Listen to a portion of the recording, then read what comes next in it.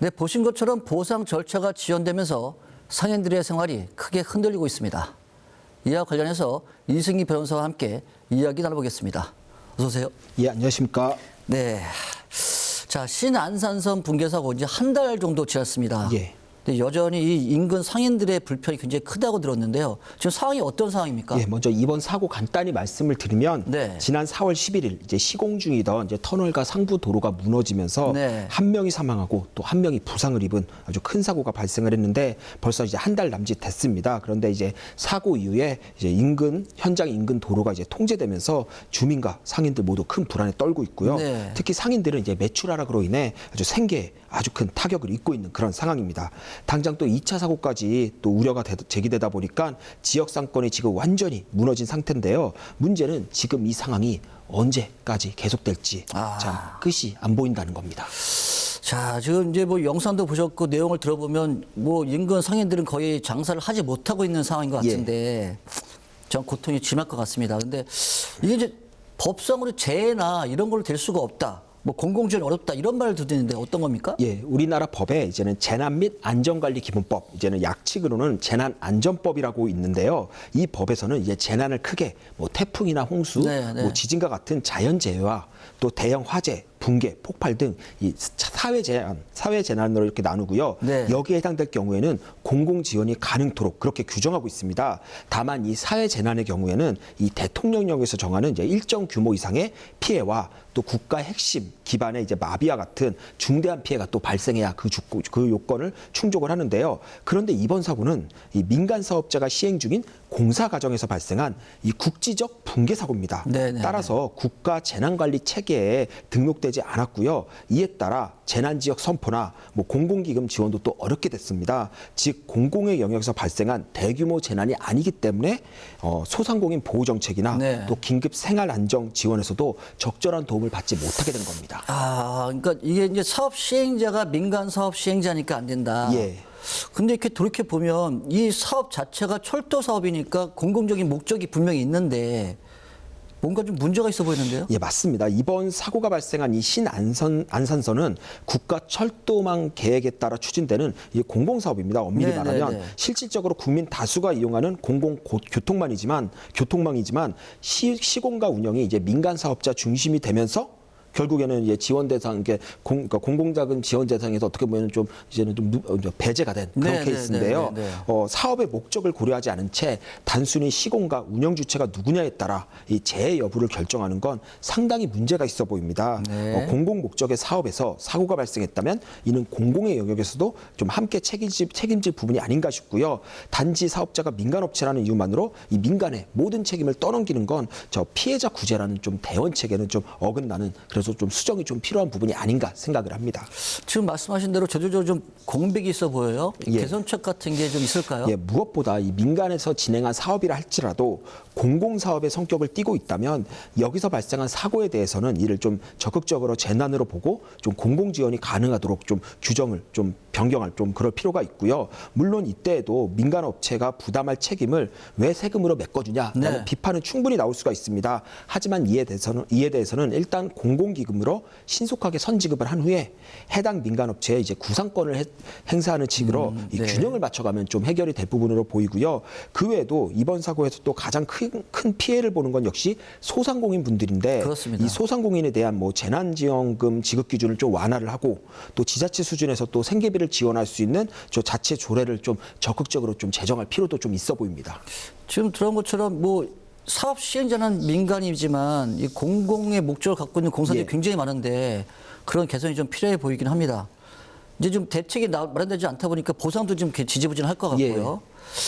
피해자들, 이 인근 상인들은 법적으로 좀 취할 수 있는 방법이 뭐가 없을까요? 뭐 기본적으로는 뭐 시공사인 민간 업체에 대한 이제 손해배상이 가장 유력합니다. 문제는 이게 또 신속하게 진행되지 않는다는 거고요. 특히 시공사가 가입한 보험사에서 뭐 어떤 식으로든 피해 보상을 진행할 텐데 아무래도 피해 정도나 피해액을 산정하고 이를 토대로 피해자와 협의하고 만약 협의가 되지 않으면 소송까지 이어지는 어떻게 보면 현실적으로 좀 피해를 완전히 변제하기까지는 좀 이게 시간이 좀 걸릴 수밖에 없는 부분이 있습니다. 지금 말씀하신 대로 피해 뭐 법적인 소송을 한다고 해도 언제 이게 보상될지 정말 예. 피해 보상을 100% 다 받을 수 있을지 이런 것 잘 모르잖아요, 이게?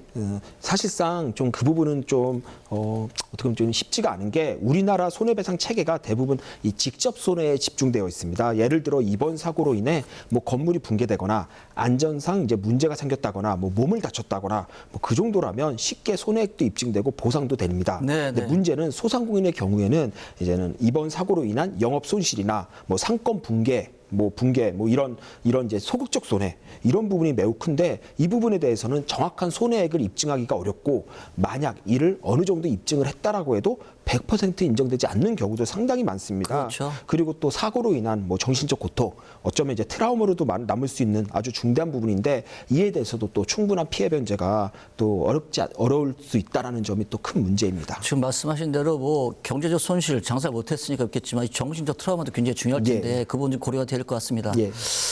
자, 뭐 현실적인 보상도 중요하지만 그 인근이 다 상권이 무너졌을 거 아니에요? 예.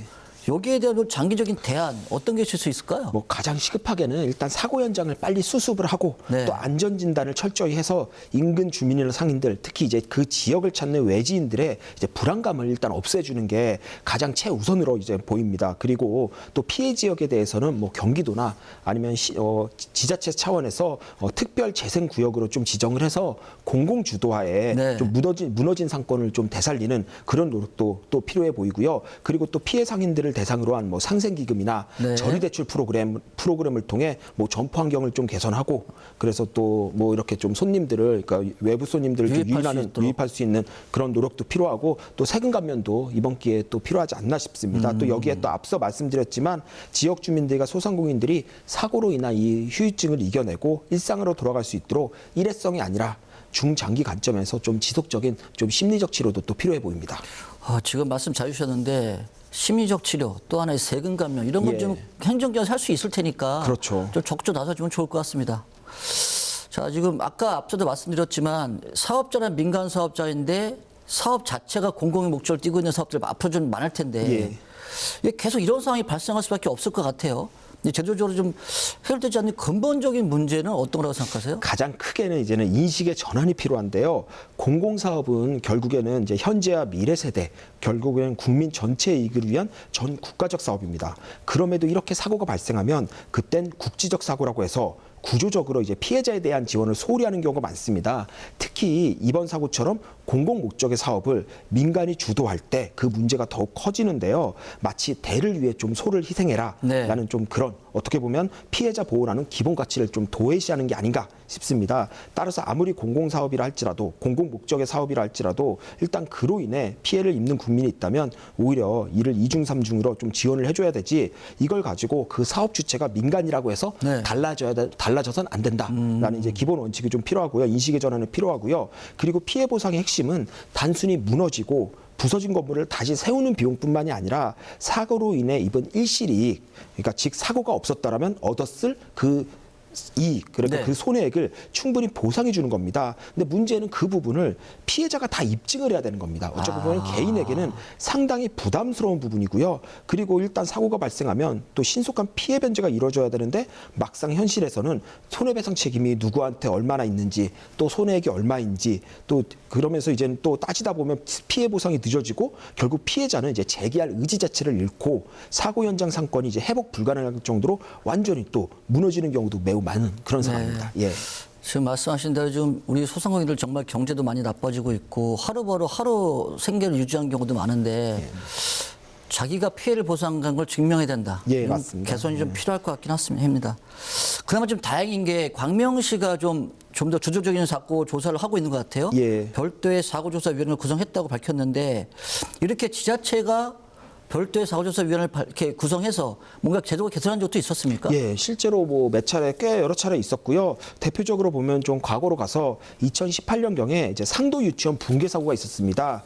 이때 서울시 자체 진상조사단이 이 사고의 직접 원인이 이제 공사장 흙막이가 붕괴된 거다라고 해서 사고 원인을 직접 확인을 하고요. 그리고 이를 통해 서울시에서는 이 민간 공사장에 대해 이제 건축 공사장 안전관리 특별 조례를 제정합니다. 그래서 특히 학교 및 및 어린이집 주변 공사장에 대해서는 특별 관리 제도를 도입하고요. 그래서 이제 지역에서 발생한 사고에 대해 지자체가 직접 조사를 해서 제도 개선까지 이뤄진 대표적 사례로 좋은 지금까지 거네요. 남아 있습니다. 그리고 다른 게 또 있어요? 예, 또 있습니다. 그리고 지난 2021년에는 이것도 상당히 의미가 있는데요. 광주 학동에서 철거 건물이 붕괴되는 사고가 있었습니다. 네. 근데 이때도 광주시 자체 특별조사위원회를 중심으로 사고 원인을 규명을 하면서 관련자 형사처벌과 함께 피해자 보상까지 이뤄졌고요. 이후에는 철거 계획서 제출을 의무화하고 또 감리인의 그 실질적인 책임이 강화되고 또 지자체의 철거 감리 지정 제도가 도입되는 걸로 건축물 관리법이 또 개정되는 그런 사례가 나왔습니다. 그래서 이 사안 같은 경우에는 지자체의 자체 조사를 계기로 해서 법 개정까지 이끌어낸 또 대표적 사례로 또 남아 있습니다. 네, 뭐 이제 이게 소일고 외양간 고치기라고 해서 사고가 이제 안 나는 게 굉장히 중요한데 예. 어떤 제도 개선 가능할까요? 예, 일단 그 도로나 철도 같은 대형 기반 시설 건설 사업을 하게 되면 환경 영향 평가나 교통 영향 평가를 실시를 합니다. 근데 이제는 좀 이걸 좀 확대해서 인근 상권이나 주거지에 대한 생활환경 영향 평가 제도도 좀 함께 도입할 필요가 있지 않나 네. 싶고요.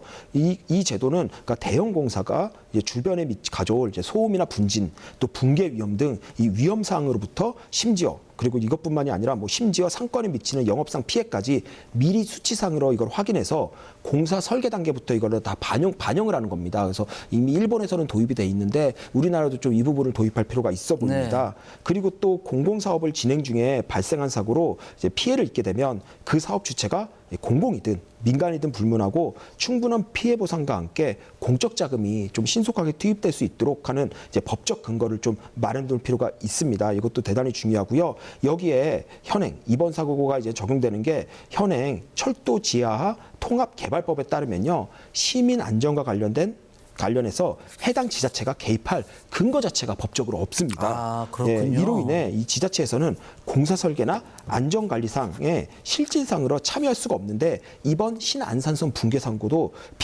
똑같은 상황이었습니다. 네. 따라서 이번 신안산선 같은 대형 철도 사업에 대해서만큼은 감리뿐 아니라 가장 직접적인 이해관계가 있는 이 지자체에 대해서도 좀 관리 감독 권한을 좀 부여를 해서 네. 좀 적극적으로 적어도 안전 문제에 있어서 지자체가 적극적으로 개입할 수 있도록 좀 관련 규정을 좀 이번에 좀 정비해둘 필요가 있지 않나 싶습니다. 지금 말씀하신 대로 이 철도 사업이 국가 기업망 사업이다 보니까 모든 걸 국토부나 이쪽에서 하는 거지 해당 지자체는 관리 감독 권한이 없다. 그런데 어떻게 보면 이제 실질적인 가장 직접적인 이해관계가 있는 사실 게 그렇죠. 지자체입니다. 예. 내가 살고 있는 지자체에서 하고 있는데 우리 지자체에서는 이걸 전혀 관리 감독할 수 없다는 예. 건 좀 바뀌어야 될 것 같은데요. 오늘 말씀 잘 듣겠습니다. 예, 감사합니다. 네, 감사합니다. 네, 지역 상인들이 하루빨리 일상을 회복할 수 있도록 책임 있는 보상과 실질적인 지원이 시급해 보입니다. 이상으로 BTV 경리뉴스 마치겠습니다. 시청자 여러분, 감사합니다.